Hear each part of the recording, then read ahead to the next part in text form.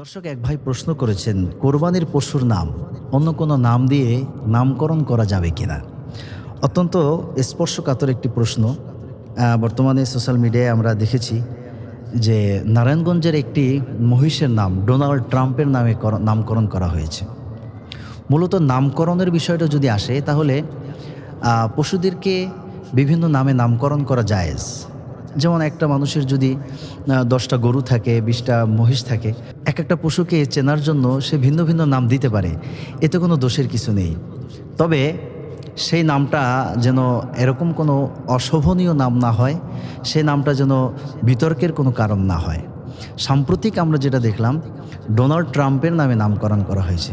সারা বিশ্বের বিখ্যাত কুখ্যাত সন্ত্রাসী হলো এই ডোনাল্ড ট্রাম্প। এই ডোনাল্ড ট্রাম্পের নামে কোরবানির একটি পবিত্র পশুর নামকরণে মূলত এখানে কোরবানির পশুটাকে অপমান করা হয়েছে।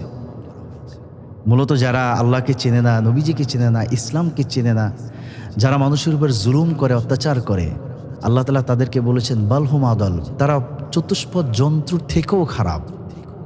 তো চতুষ্পদ জন্তুর থেকে একটা খারাপ মানুষকে চতুষ্পদ জন্তুর সাথে কোরবানির পবিত্র পশুকে তুলনা করা বা তার নামে নামকরণ করা, এটা সম্পূর্ণ একটা ভিত্তিহীন কাজ হবে, এটা উচিত হবে না। তবে একমাত্র জবে হবে আল্লাহর নামে, পৃথিবীর কোনো মানুষের নামে নয়, একমাত্র আল্লাহর নামেই জবাহ করতে হবে ইনশাআল্লাহ।